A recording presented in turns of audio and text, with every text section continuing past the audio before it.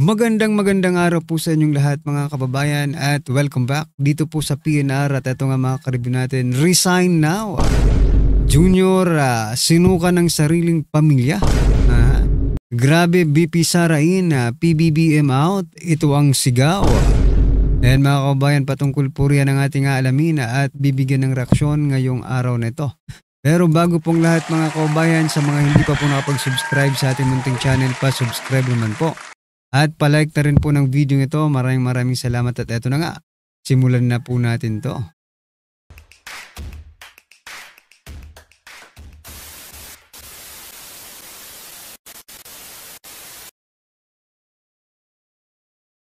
So mga kababayan, pasadahan po muna natin ang mga nagte-trending na balita dito po sa mundo ng social media. At eto, President Bongbong Marcos Jr. hinamon, no? Ako Bicol Party List Representative Saldico na umuwi ng bansa at panumpaan mo, sabi niya, panumpaan mo ang mga aligasyon mong ako ang nag-utos ng mga budget insertion.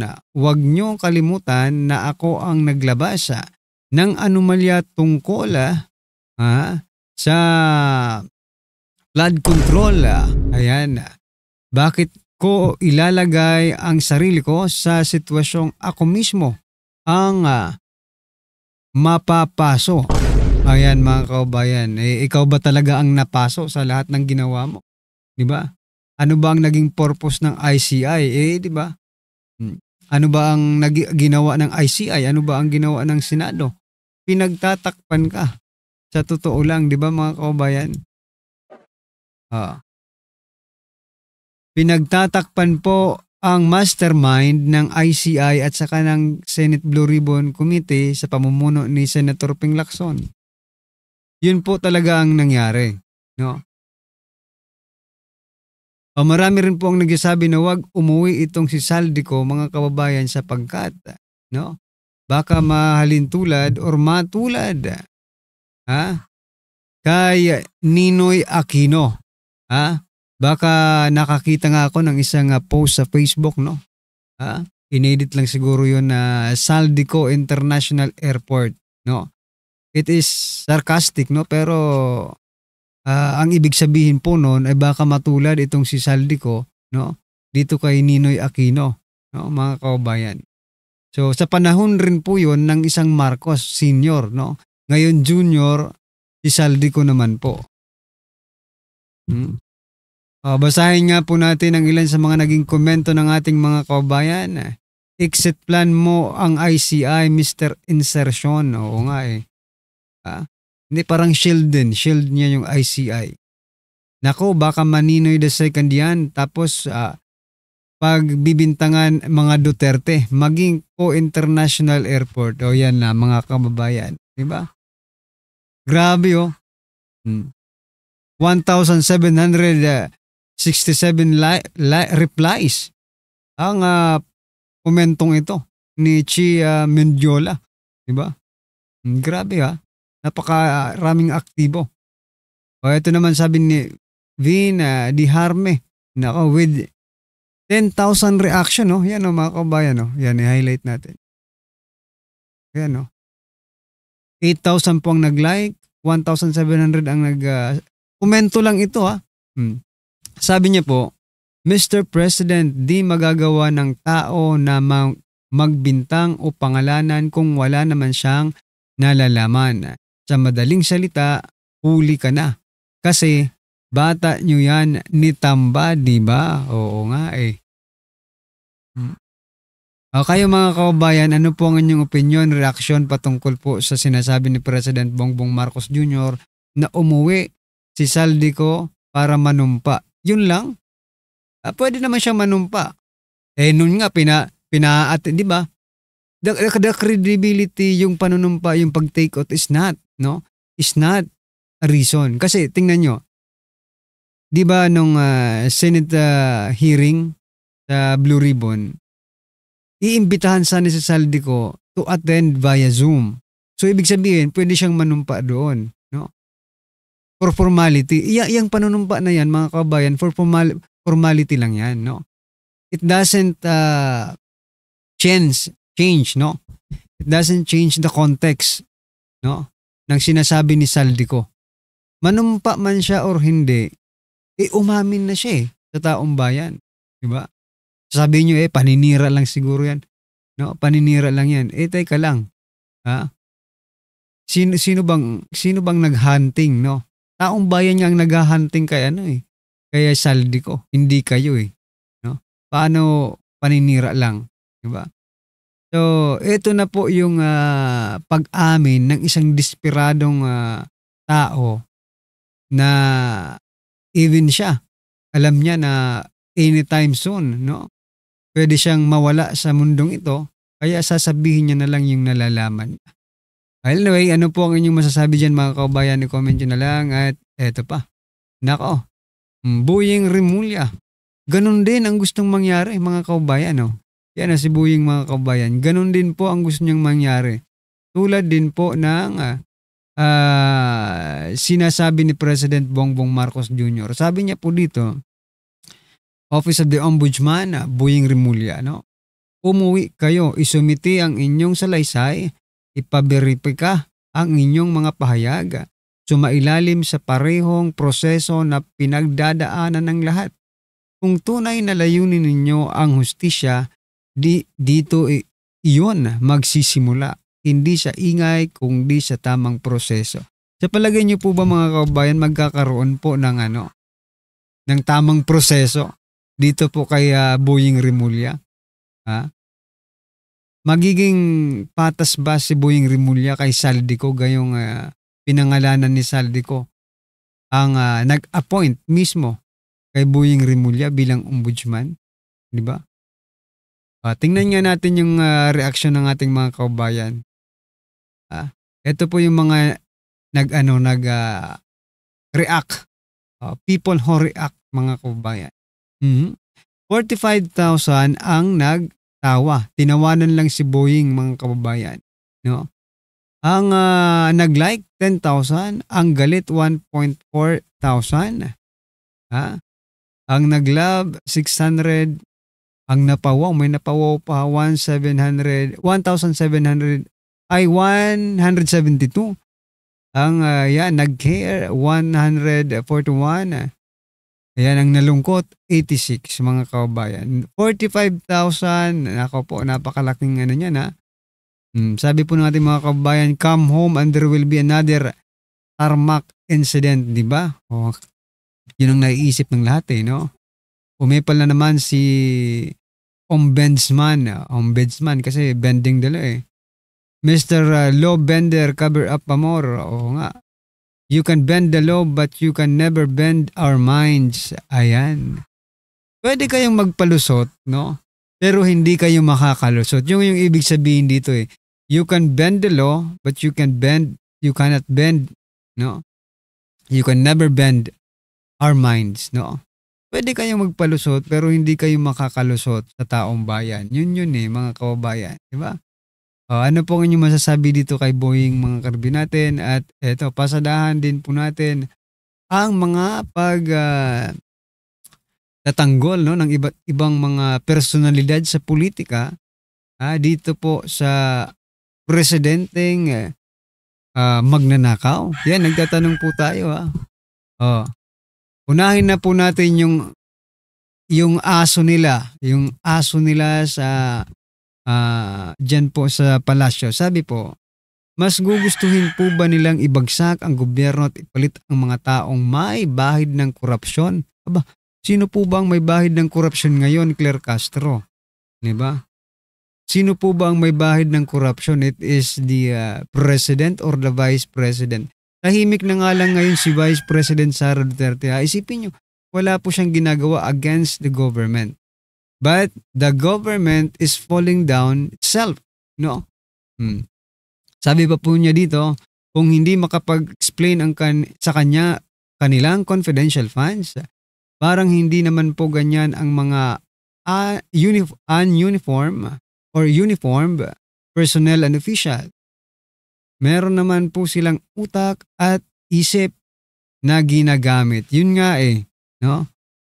Yun nga mga kababayan, yung ating military, no, yung armed forces natin, meron po sila sari-sariling pag-iisip. And we cannot, no, hindi natin kayang kontrolin yan. At mismong palasyo, hindi kayang kontrolin yan. Kaya mag-ingat ka, Claire Castro. Baka isang araw, damputin ka na lang, di ba? Dahil sa mga pagsisinungaling mo at pagpaikot-ikot mo, pinaiikot mo lang yung taong bayan, di ba? Anong malay mo, isang araw, makita natin si Claire Castro, no? Dinadampot na ng militar. We will all be happy, no, mga kababayan, sapagkat wala nang magpapakalat pa ng mga kasinungalingan. Alright, at ito pa mga kababayan, pasadahan din po natin si Dilima. Ayan, no, Dilima. Ano po ang sabi ni Dilima?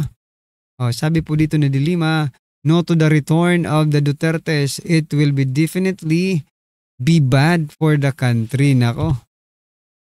Ang pagnanakaw hindi be bad, ha? Para kay Dilima, ang pagnanakaw ng billion sa pesos sa ating kaban ay hindi po bad. Pero ang Duterte, pag nakabalik, very bad daw sa ating country. Ito lang masasabi ko dito, ang opinion ko ng mga kaubayan, mas very bad na nakabalik ka sa politika, di ba? Mas very bad talaga na nakabalik si Dilima sa politika kasi wala namang ginawa ito eh. Kung di magdadaldal lang eh, no? Hindi lang po si Dilima mga kaubayan ang against, no, sa pagbabalik or sa kung ma-impeach man si President Bongbong Marcos Jr. ay papalit si BP Sara. Hindi lang po si Dilima ang galit dyan na pumalit si BP Sara kay Marcos. At eto pa, si Calio de Guzman, di ba? Ito po, tumakbong presidente mga kaubayan. Sabi niya po na dito, di natin makakalimutan ang 125 million confidential funds sa ikulong si Sara. Anong klaseng ito? Anong klaseng tao ito mga kaubayan? Sa 125 million, napakaingay mo. Pero pagdating po sa billions, magkano yung sinabi ni Saldico? 25 billion ang napunta kay President Bongbong Marcos Jr. Hindi ka nag-iingay? Bakit? Bakit takot na takot kayo na makabalik takot na takot kayo na maging presidente si Vice President Sara Duterte? Diba? Utak naman po at puso, Calio de Guzman, no? Akala ko ba makatao kayo? Diba? Akala ko ba para sa taong bayan kayo? Tapos ngayon, sisigaw nyo? Yan? Isisigaw nyo yan? 125 million confidential fund, tapos na yan eh. Pinaliwanag na po yan ng COA. Ano pang gusto nyo? Pareha sila ngayon, no? Iisa po yung tono na gusto nilang iparating sa taong bayan. Confidential fund, no? Ito pa, isa pang asungot mga kababayan. Si Ronald Llamas, isa po itong dilawan, no?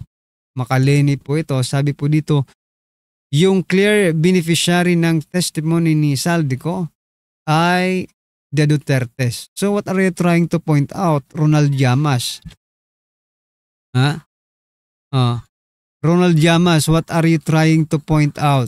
Na Duterte ang may pakana? Si Duterte ang nag-utos kay Saldico to express, no? To say something, no? Pero mag-amin mga kaubayan. Di ba? Anong mga klaseng tao ito mga karibin natin? Umamin. You know what? Nung una, sabi nyo, ang mastermind si Saldico. Now, Saldico is saying na hindi siya ang mastermind. Saldico said, hindi ako. Mayroon pang malaking tao sa likod ko, and it's the president and the former speaker. Pero ngayon, mga kaubayan, na nagsalita na si Saldico, gusto nyo si Sara naman si Duterte naman ang may kasalanan. Ay nako. Anyway mga kaubayan, ano po ang inyong opinion, reaksyon patungkol po sa video ito? I-comment nyo na lang po sa baba. Maraming salamat at eto, pasadahan po natin ang video ito. Eto na po. Ito ang nakakagulat. Viral trending ngayon sa mundo ng social media ang di umano'y balitang patalsikin na sa pwesto ang mastermind sa mga nangyayaring pagnanakaw sa gobyerno. Ito ang naging sigaw ng maraming sa ating mga kababayan matapos ng basagin ni Zaldico ang kanyang katahimikan at walang pagdadalawang isip at buong tapang niyang sinabi kung sino talaga ang utak sa mga nangyayari pagnanakaw ngayon sa kaban ng bayan. Pero bago ang lahat mga kapinas, kung bago ka pa lamang sa channel namin, ay huwag mong kalimutan mag-subscribe at pakiclick na rin ang notification bell para mas maging update ka pa lalo sa lahat pa ng bagong videos na i-upload namin.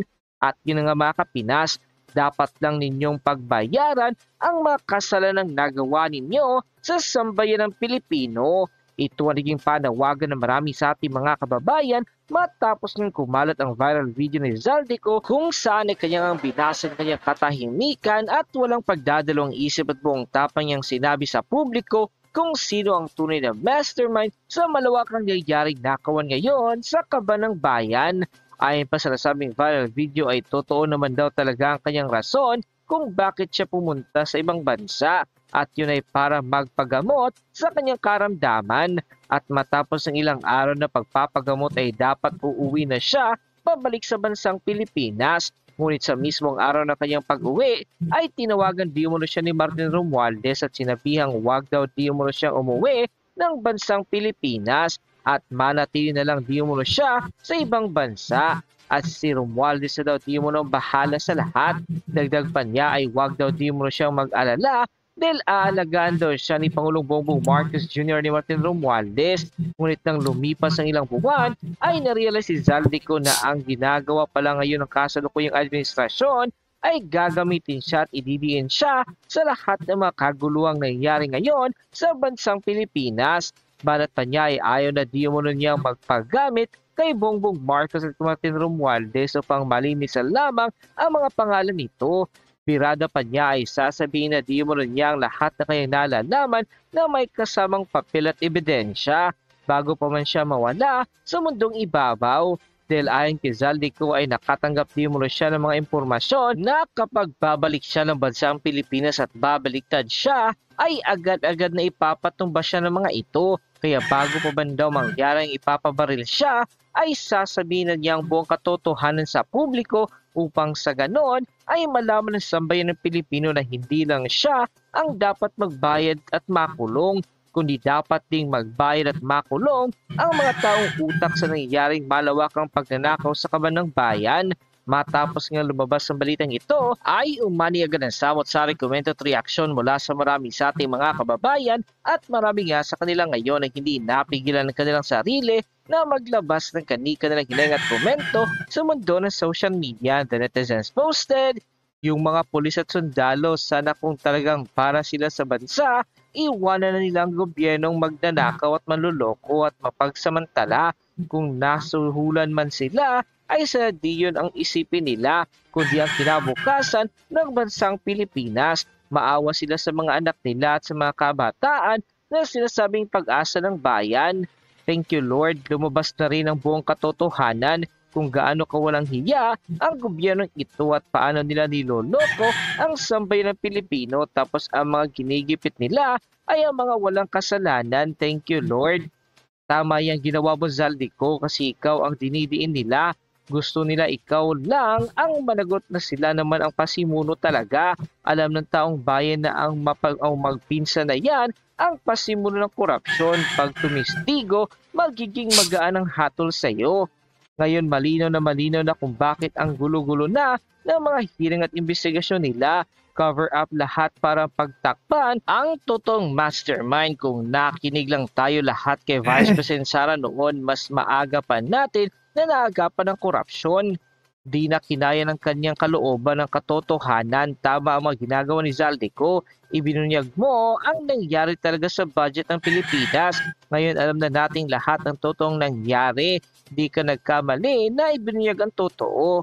Tama yan ang ginawa nyo, at least nakatulong ka sa investigasyon. Kaya di na kami naniniwala na walang pinuno sa nakawan sa pagnanakaw. Kaya salamat Zaldico, good job. End quote. Bigyan natin ng reaction, opinion ngayon itong post ni Senator Amy Marcos. Bago-bago pa, 25 minutes ago. Sabi niya, nahiya na si Salde. Saldi ko ba? Yung iba, mahiya naman kayo.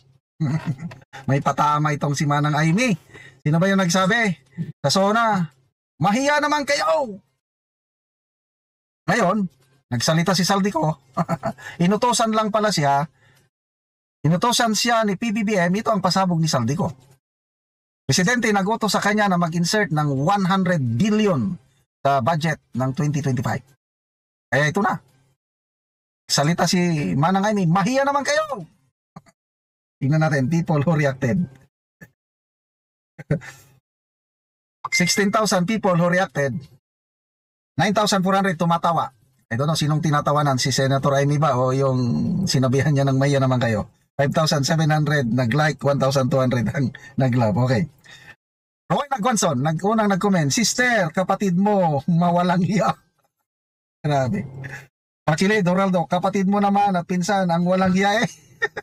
Siyempre, Inday, Mori, yung kapatid nyo po, kaya manan, kailan?